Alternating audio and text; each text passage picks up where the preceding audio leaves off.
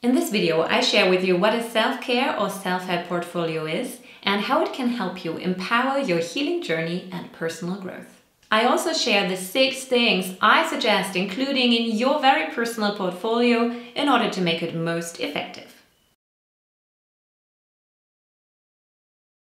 Hi there, I'm Anne-Katrin and I'm occasionally awake.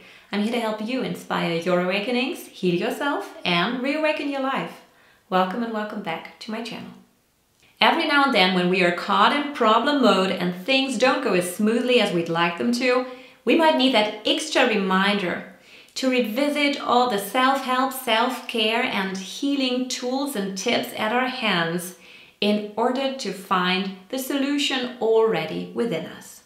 Because once we are down that spiral of struggle and challenge and hardship, we tend to lose sight of the potential solutions. Even if there are 10 different solutions, even if we've used 7 of them before, even if 2 of them already used to be part of our daily self-care routine, that is before our clarity, our focus, our intention and our mood went down the drain. Periods of negative thought spirals, low energy, decision fatigue, intention fogginess can make us temporarily blind to our options.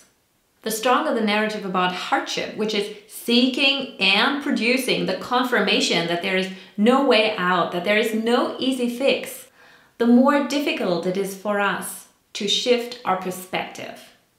While a self-care or self-help portfolio can fix all problems, it can certainly strengthen our initiative to seek and use help in order to get us back on track. A self-help portfolio is a written overview of the practices, tools, products, and people that contribute to your personal well-being, health, and healing. It's an inventory, not of all the practices one could ever use, but of the very specific individualized practices and preferences you know and trust to be effective in helping you. This inventory is meant to be a reminder of all the self-help possibilities at your own hands, in moments where you might feel helpless and as if there was no way to get better. Now you know why you need a self-help portfolio, so let me tell you how to create one. Honestly, I'm so glad you're here right now. So if you enjoyed this, please make sure to like and subscribe to become occasionally awake with me. It's most effective to build a long, colorful, diverse and multi-layered portfolio. In order to come up with the practices, tools, products and people for your portfolio, think of 2 things. Try to think of the different things and practices you can use to soothe yourself, to ground yourself, to relax, to calm down, to unwind. And on the other hand, think of all the practices and things that you can do in order to activate you, energize you, inspire and motivate you. The things that help you recharge. And then write them all down. Please note that there's no one size fits all. This is really about listing different things for different purposes that are all related to facilitating your personal experience of self-help and healing. In setting up your personal self-help portfolio, I suggest keeping in mind this one principle. Create 6 overall categories that include the 5 senses. Something to see, something to hear, something to taste, something to touch or feel, something to smell, plus somebody to call.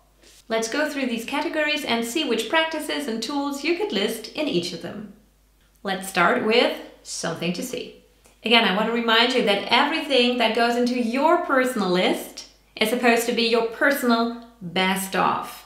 So what I can give you is just random examples. Some of them are part of my own self-help portfolio, some of them are not, but just examples that I could think of that you might want to add to your list.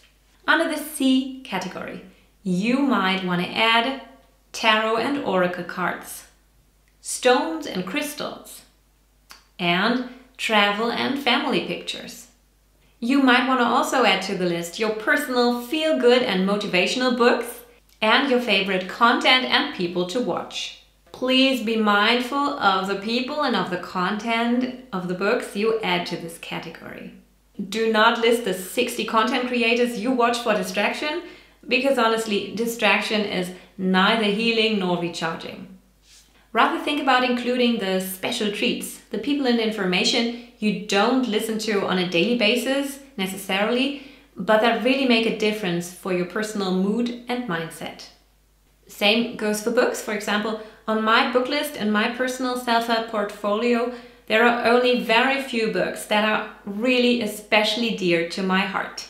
I love to read, but there are currently only 6 books on that list for me. And that's The Artist's Way by Julia Cameron, Ask and It Is Given by Esther and Jerry Hicks, Big Magic by Liz Gilbert, The Way of Integrity by Martha Beck, A Mind at Home with Itself by Byron Katie, and The Tao Te Ching by Lao Tzu. Remember, this is not a to read or to watch list, but your very personal best of for your best healing and feeling results. When it comes to reading, something else you can add to the C category in your self-help portfolio are affirmations and mantras that you like to use. And last but not least, for lack of a better attribution, I'd also like to add the practice of journaling to the C category. Now let's continue with the second category. Add something to hear to your personal self-help portfolio.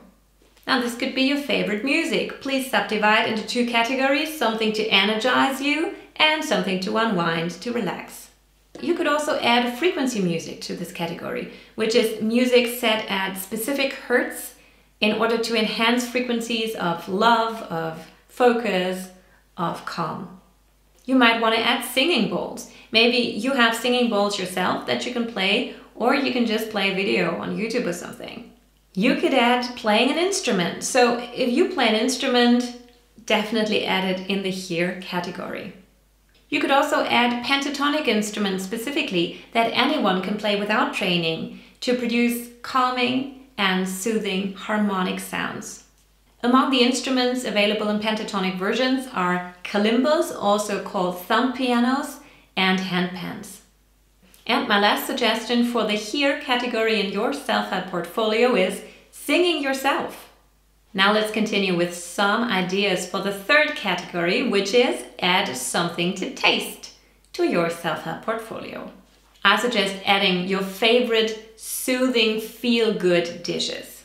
Add your favorite healthy foods. That might be the same thing, maybe it's not, both is okay. You could even add water if you seek a reminder to drink enough water and know that that makes a difference for your mood and mindset.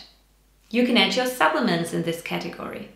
And 2 more tools from my personal self-help portfolio are Schüssler tissue salts and Bach flower remedies. Category number 4, add something to touch and feel to your self-help portfolio. All somatic and movement practices go into this category, which is possibly why it's going to be one of the fullest and longest lists in your self-help portfolio. Add all the sports you enjoy. Add running, swimming, dancing, Pilates, yoga, martial arts. You could add breath work or energy healing modalities such as Tai Chi, Qigong, Touch for Health, Jinshin Jitsu, Reiki, the list goes on. You could add somatic shaking and trampling practices, acupuncture, foot reflexology, or your personal physiotherapeutic exercises. You could add EFT, tapping, and meditation.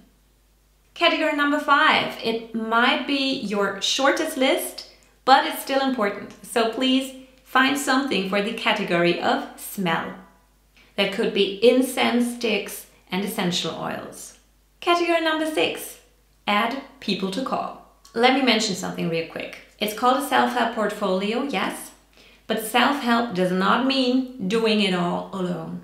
Here's some people you could add to the people to call list in your self-help portfolio. Your psychotherapist, your trusted health professionals, your teachers, your mentors, your coaches, your close and favorite family members that you might need to be reminded of calling, your friends and acquaintances. And please do not just add the names. No. Be specific about this. Listing different friends and acquaintances for different purposes and needs of yours. Consider this list your personal phone a friend lifeline.